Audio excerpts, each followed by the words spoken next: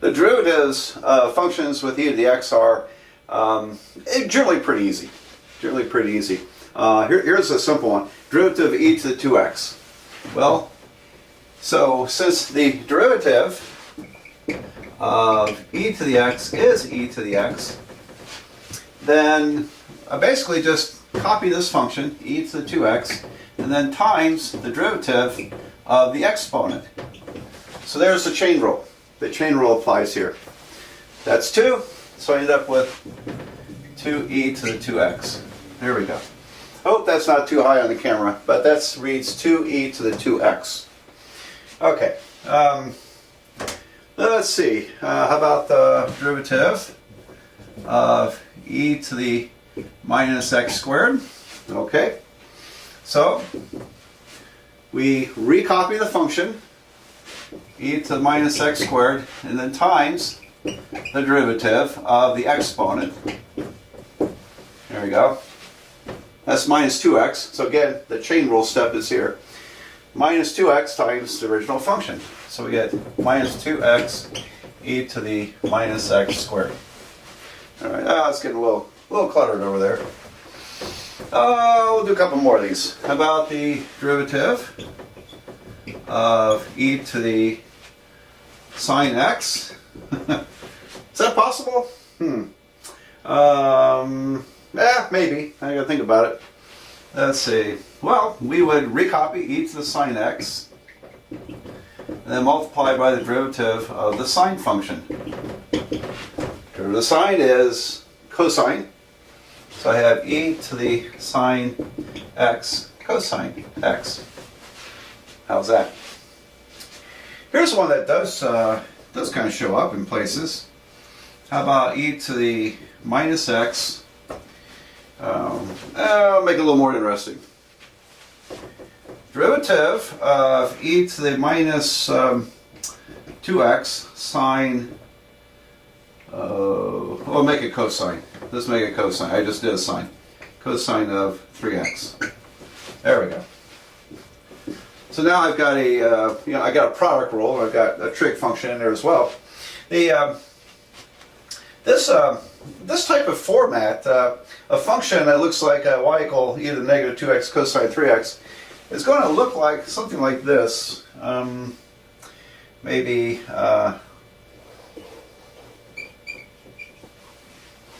it oscillates.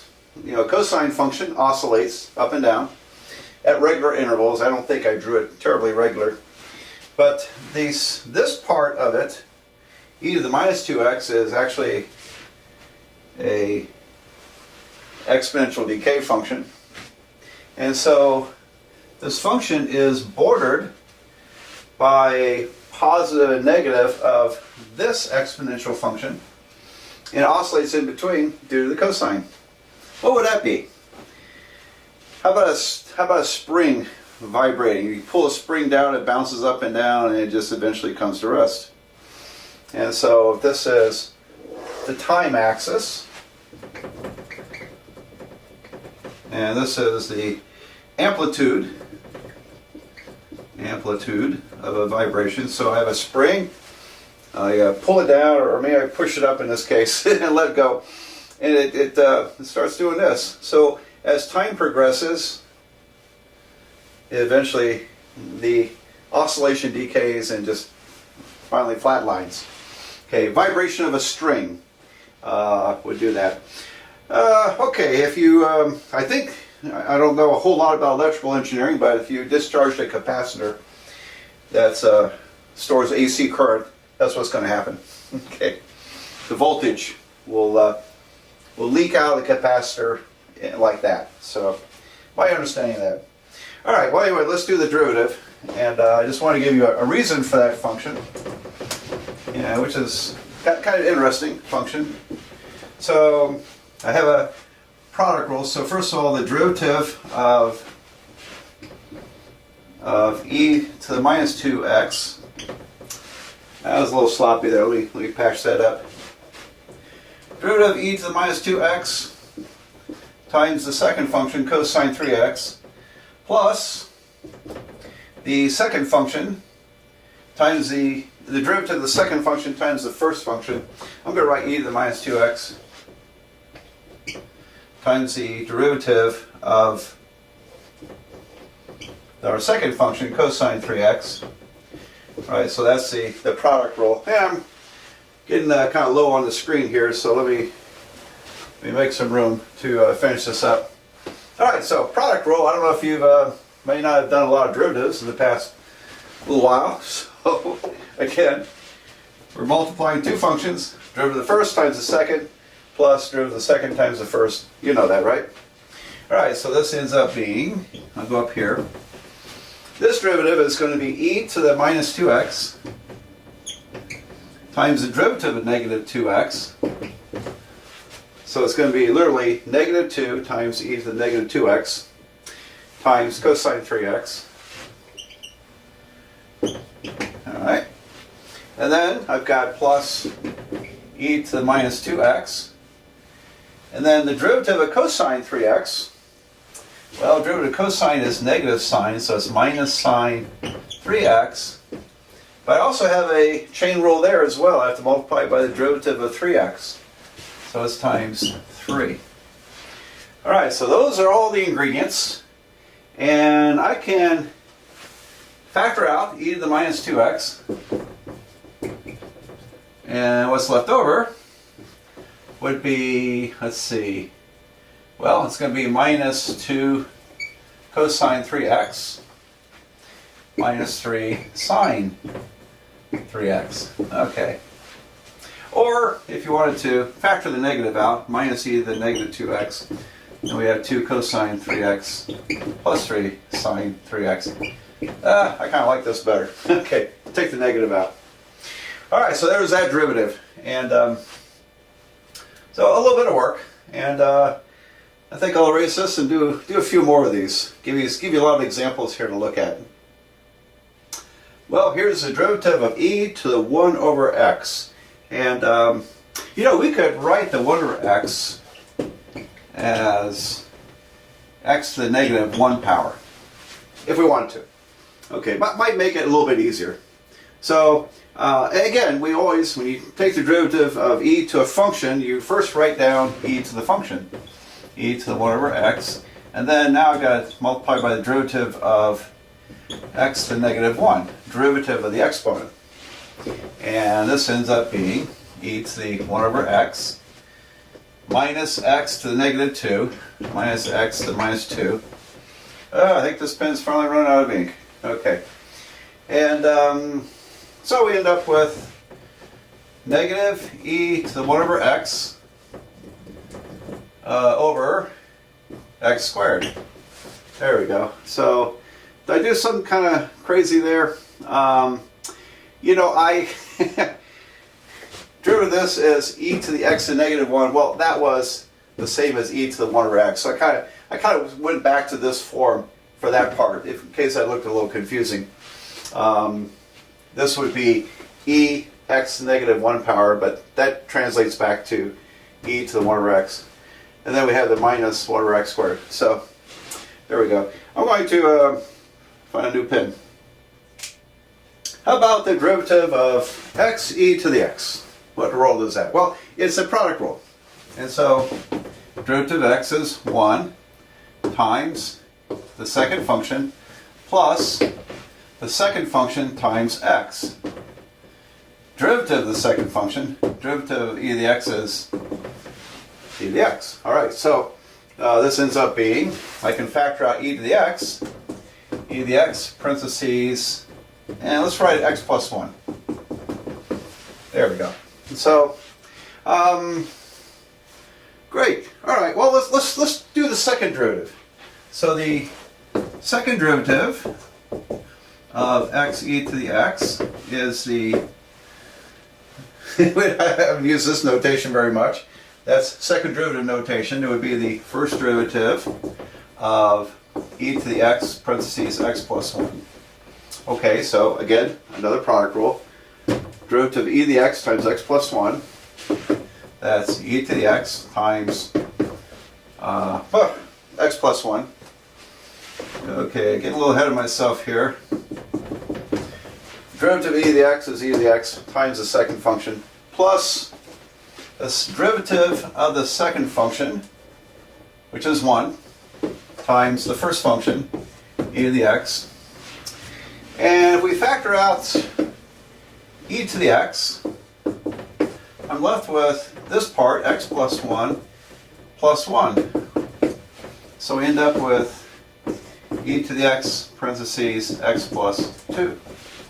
Okay, so you can imagine a pattern developing here. The third derivative is probably going to be e to the x parentheses x plus 3. The 10th derivative will have x plus 10 here instead. So kind of a nice pattern developing. And if you're wondering, well, where would you see this? Well, it crops up in a course called differential equations, which is solving some calculus equations with derivatives in it. And so this format can show up kind of readily in some problems. All right, well, maybe one more of these. Well, another example, and I hope you're trying some of these before I finish them, working them out. I mean, try to work that. It's always a good idea to work these out if you think you can do them before you see me do it. All right, and so what do we got here? Derivative of square root of x, e to the 3x squared minus 4x plus 1. All right, what to do? Well, make that x to the 1/2 power. So I have derivative x to the 1/2 e to the 3x squared minus 4x plus 1. I'll write out the steps here. So going to take the derivative of the first function, x to the 1/2 is 1/2 x to the minus 1/2 times the second function, e to the 3x squared minus 4x plus 1, plus the derivative of the second function of e to the 3x squared minus 4x plus 1. There we go.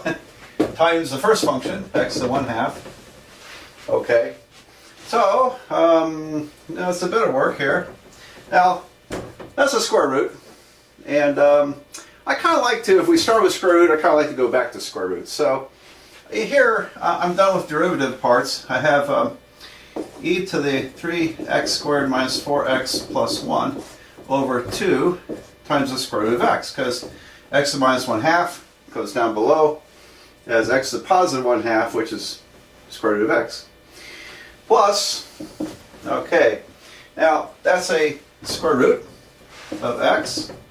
And then this derivative will be e to the function, e to 3x squared minus 4x plus 1, times the derivative of the exponent, 3x squared minus 4x plus 1. So there's the chain rule step again. And so we end up with, I'll tell you what, let's go ahead and factor out the e, okay? Then we'll see what's left. So e to the 3x squared minus 4x plus 1. And that gives me over here 1 over 2 times the square root of x. Over here, that's going to be plus. And I'm going to take this derivative, which is 6x minus 4. Okay, 6x minus 4 over nothing times the square root of x. Okay, so let me fix that. It'll be this square root of x times 6x minus 4.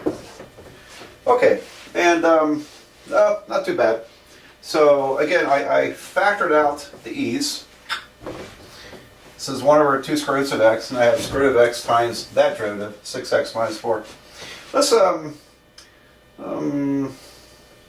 shall we do anything with this? If I, well, I could multiply top and bottom. I could multiply top and bottom here by the square root of x. So why don't we go ahead and do that? And if I multiply the top by the square root of x, I'll end up with x. And I also have to multiply the bottom by the square root of x. And let's go ahead and get the common denominator of 2. So I'll put a 2 here and a 2 there. So now I have common denominators. So this will end up being 2x times 6x minus 4. And so I'm going to make some room and erase and write this out in meter format here. So let's try to wrap this up. I have e to the 3x squared minus 4x plus 1. Great. And I'm going to factor out this denominator over 2 square root of x. And then what's left is going to be, let's see, this will be, the numerator now is going to be 1 plus 2x, parentheses, 6x minus 4, and multiply that through, I've got 12x squared minus 8x plus the 1. See all that? And so now I've got simple polynomial. All that combined together, I factor out the denominator, and I'm left with 12x squared minus 8x plus 1. There we go. So a pretty good problem, and I think it's always a good idea to attempt to simplify these. And now, for example, if I was looking for a if this was part of an optimization problem and I wanted to optimize this function, I would take its derivative and set it equal to 0, and this is always positive. Okay, remember e to the x, I don't think I mentioned this. Exponential functions, because the base is positive, a positive number, it doesn't matter what the exponent is in the real numbers, this is going to be positive. It's positive.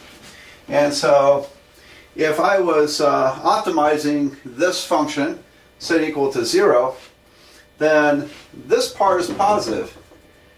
I could literally divide it out. Okay, and x can't be 0 because I would have division by 0, so I have to be mindful of that. And then the rest of it would just be solving this quadratic equation in order to optimize it. So anyway, that's kind of the advantage of getting good at simplifying the algebra on these. All right, well, let's. I think before we go into the integration, let's go back and look at the derivative of a to the x. And can we now write what that is?